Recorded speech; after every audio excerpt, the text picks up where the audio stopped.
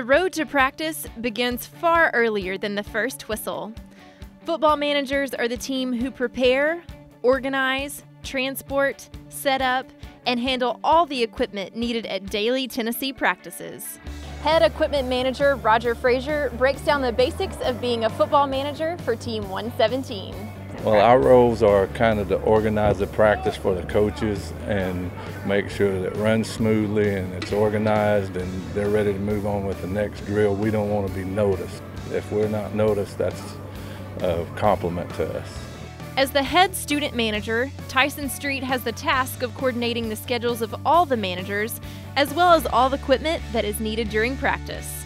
So basically the challenge is to not move absolutely everything we have. You want to communicate well with the coaching staff and do a good job of just taking what you need and maybe a little extra of just in case kind of things. But you don't want to bring everything you have because you'd be here all day. And we've got 17 students, but they're all in class, so you're really working around schedules and also working around just the time restrictions of having all the stuff you have to bring down and getting it down in time to start practice.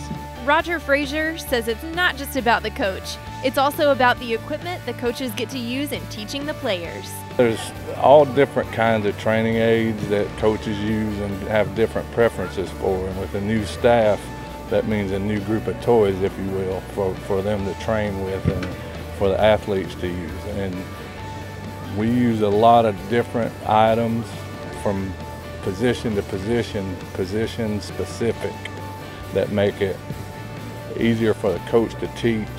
According to Tyson Street, it's all about placement and thinking ahead during practice. That's the good thing about having different managers that work with different coaches. They're really good about communicating with them and knowing what they need. They can look at a script and say, oh, we've got 7-on-7, we've got Skelly, we can bring this, but we don't have to bring this. And they're on top of their game, they know what they're doing. It's a madhouse sometimes, but we stick to the script and we do a good job of being a step ahead.